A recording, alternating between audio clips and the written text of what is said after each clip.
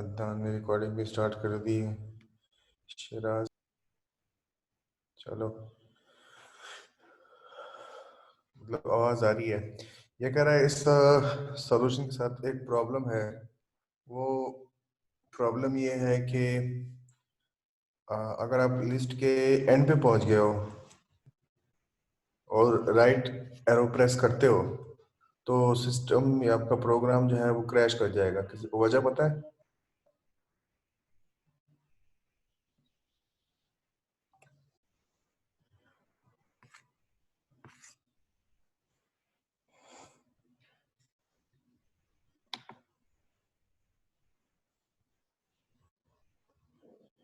ये देखो बच्चे, स्क्रीन नजर आ रही है आपको?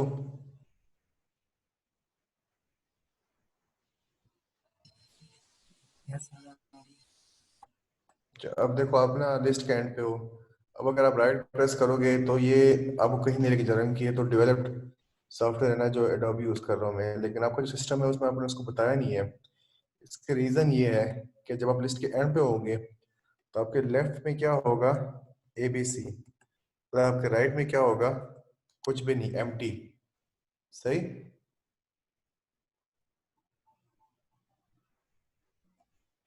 तो जब आप इसको अगेन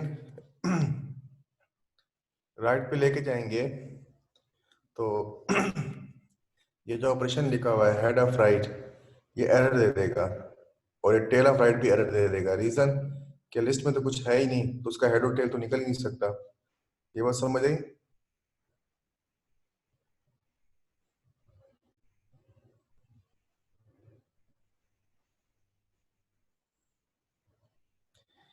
यार अगर रिस्पॉन्ड नहीं करना तो फिर मैं करा देता हूँ एंड तक जहाँ तक करना है आज। तो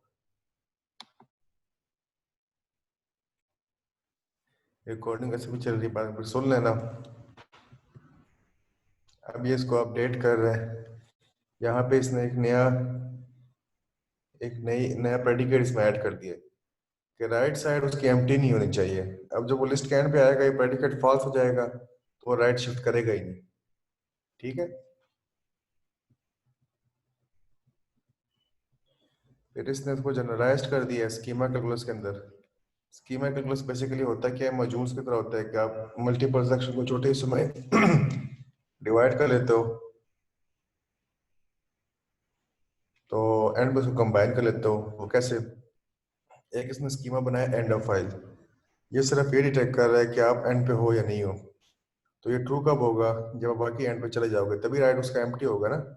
ये एम्प्टी को ऐसे रिप्रेजेंट करते हैं सेट के अंदर। ठीक है।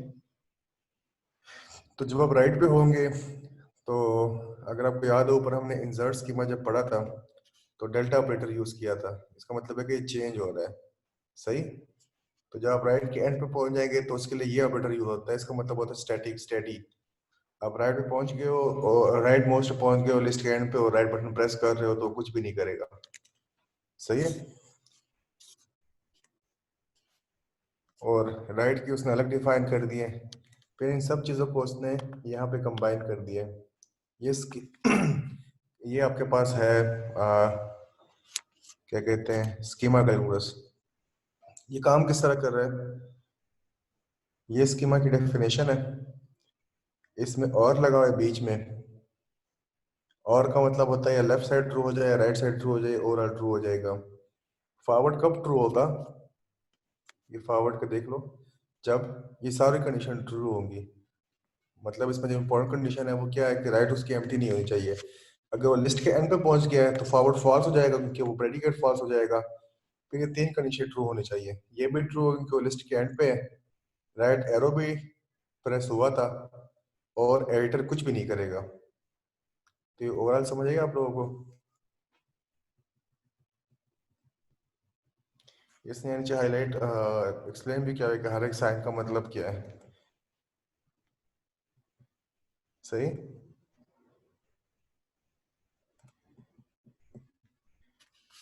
चलो इसके बाद थ्योरी है। एडिटर का काम यहाँ तक खत्म हो गया था। एडिटर में आपने सिंपली इंसर्ट करवाना और राइट एरो प्रेस करना, ये काम कर लिया। अब इसके बाद एलिमेंट्स है। एलिमेंट्स के अंदर तीन चीजें आती है आपके पास,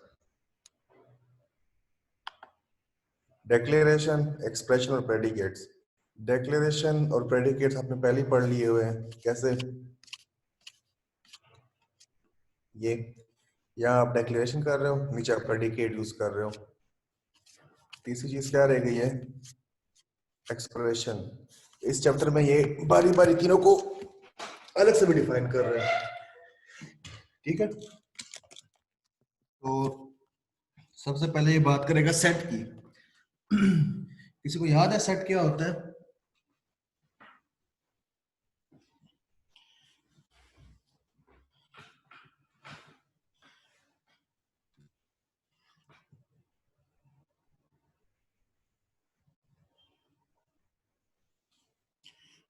याद है तो बता दे किसी को अगर पता है तो। डिफरेंट एलिमेंट्स और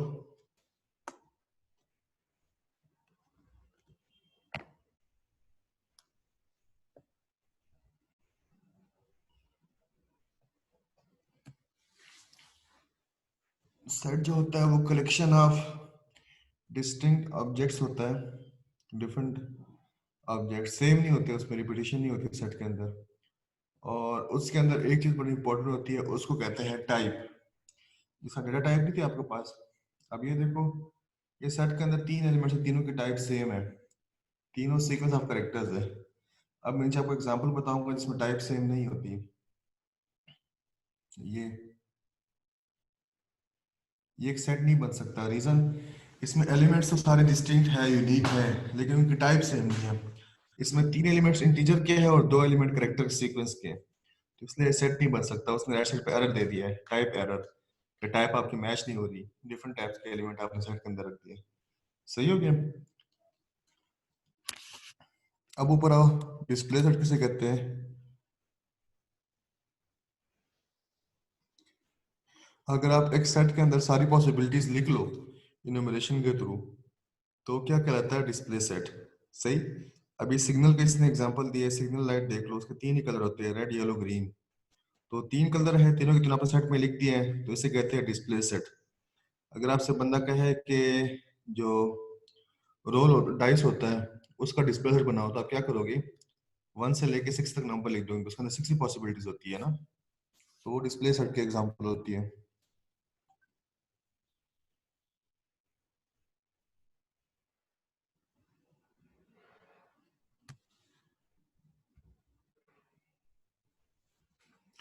अच्छा, इसके बाद है सेट को अपनी मर्जी का नाम देना।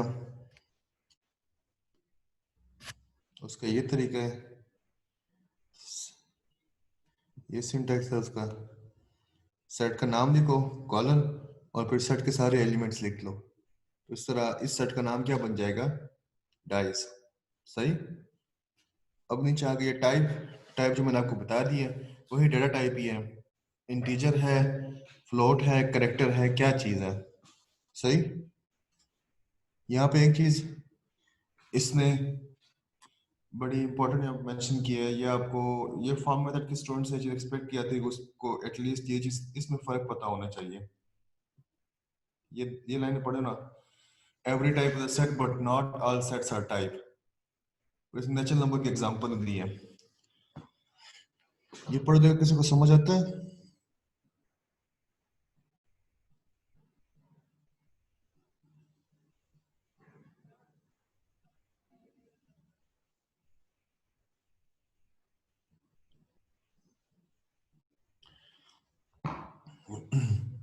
अच्छा, एक टाइप है आपके पास इंटीजर्स की, जेड, जो -इन्फिनिटी से लेके +इन्फिनिटी तक जिसकी रेंज है। सही है। और एक आपके पास सेट है natural number. Natural number Z के अंदर 0 स्टार्ट होता है। नहीं नहीं नहीं, उलट बोल दिया आपने। मैं वो एक्सप्लेन करता हूँ कि नेचुरल नंबर जो है वो 0 स्टार्ट होता है और जाता है पॉजिटिव इन्फिनिटी तक। तो नेचुरल नंबर बेसिकली सबसेट है जेड का, इंटीजर नंबर का। वो कैसे? कि नेचुरल नंबर में नेगेटिव नंबर नहीं आ रहे, बाकी तो वही सी चीज है ना। तो इसलिए नेचुरल नंबर एक अलग सेट, एक अलग टाइप नहीं बनेगी, वो इंटीजर टाइप से ही बिलोंग कर रही है। सही हो गया? उसका आपने सेट का नाम अलग कर दिया, बस उसकी टाइप चेंज नहीं हुई। ये बात समझ आई?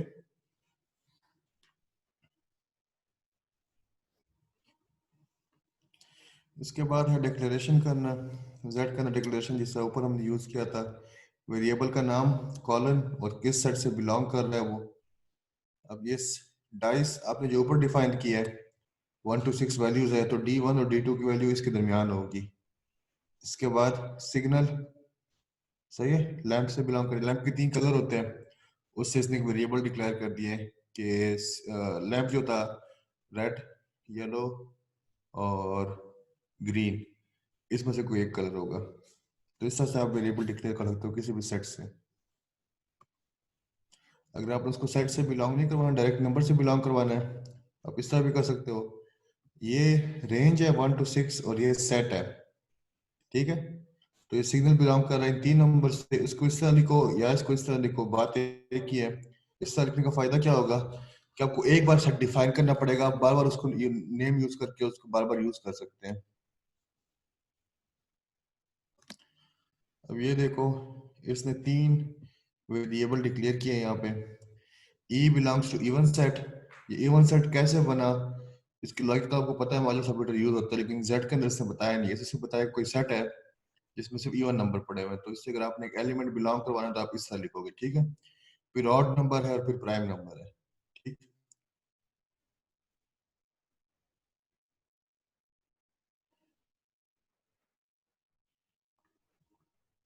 फिर कंस्ट्रेंट्स पढ़े थे आपने, प्रेडिकेट्स।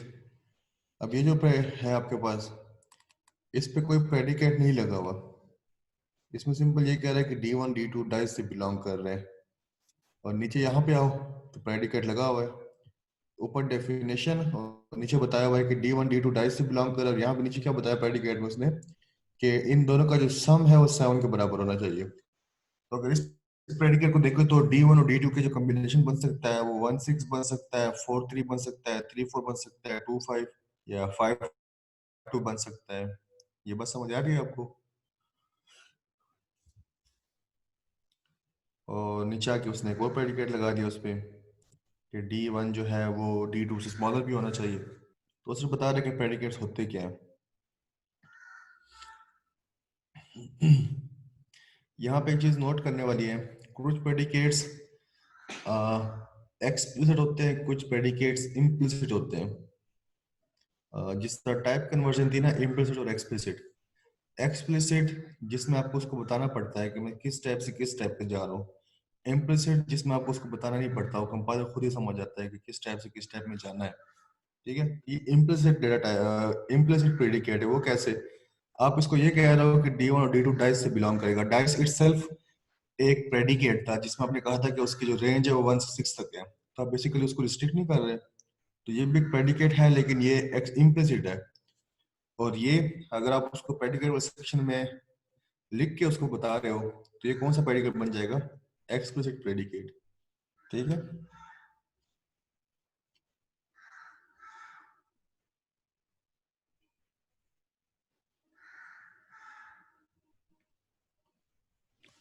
फिर नीचे एक और वेरिएबल डिक्लेयर कर रहा है, उसे कह रहा है कि साइज एन, एन की वैल्यू जो है, साइज जो है वो बिलोंग कर नेचुरल नंबर से, और उसकी वैल्यू जो है वो 640 से ग्रेटर होनी चाहिए।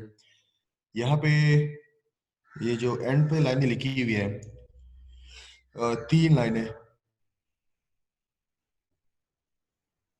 जो येलो में हाईलाइट हुई है, you can choose any of this configuration that you may wish but the size is the same value each time it appear. वो ये कह रहा है सिंपली, जिस तरह कंपाइल टाइम होता है ना, स्टैटिक वेरिएबल जो होता है, इंट कांस्टेंट वेरिएबल जो होता है, उसको एक दफा आप कंपाइल कर लो तो एंड तक वही रहता है। अगर आप उसको चेंज करना है तो आपको रिकंपाइल करना पड़ेगा। तो ये भी यहाँ पे ये बता रहा है कि आप किसी एग्जांपल में कोई वेरिएबल यूज कर रहे हो तो जो वैल्यू आप उसको असाइन कर दी है वो हमेशा वही रहेगी अंटिल आप कोई नई एग्जांपल में उसको यूज ना कर लो किसी और वैल्यू के साथ।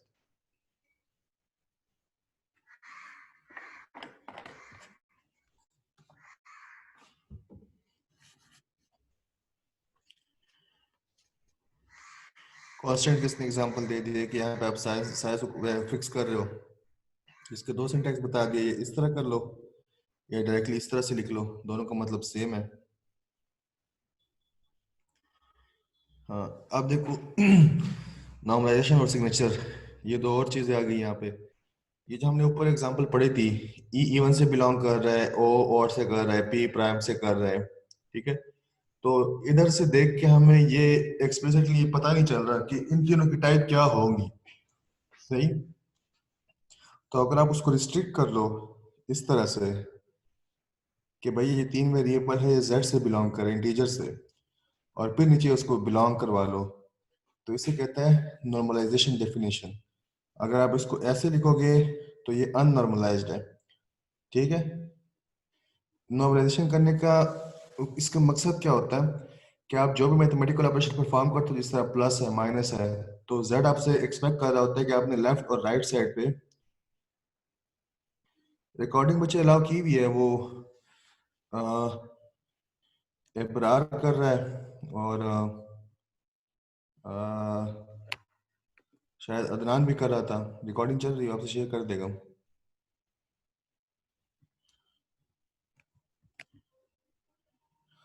तो ऑपरेशन के लिए ज़रूरी है कि टाइप्स सेम हो, लेफ्ट और राइट दोनों ऑपरेंड्स के।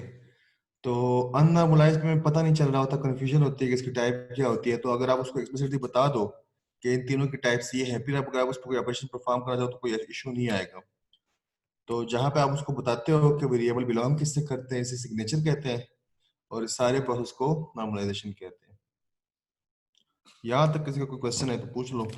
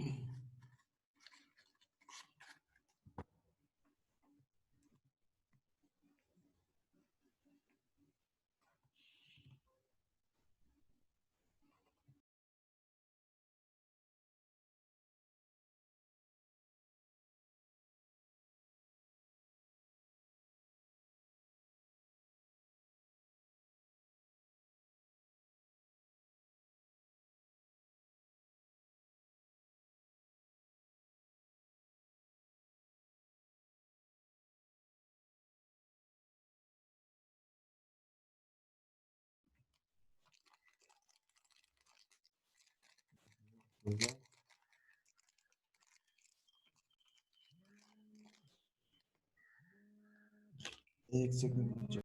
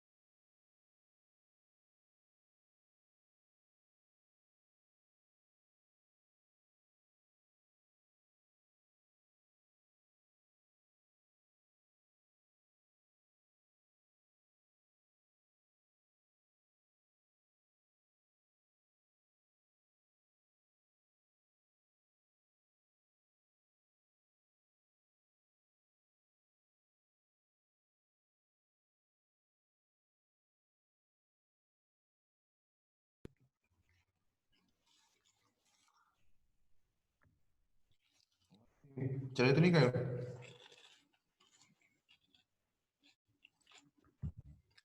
रेस खाने किसी ने?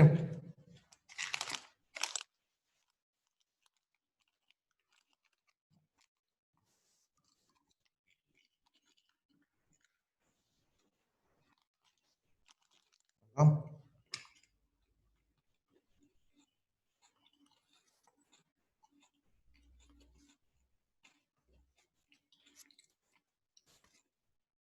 यहाँ जाके पढ़ नहीं लेते खुद? सेट वेरिएबल क्या होते हैं? अपनी मर्जी का सेट डिफाइन करना। ठीक है। चलो, ये यहाँ पे एक सिंबल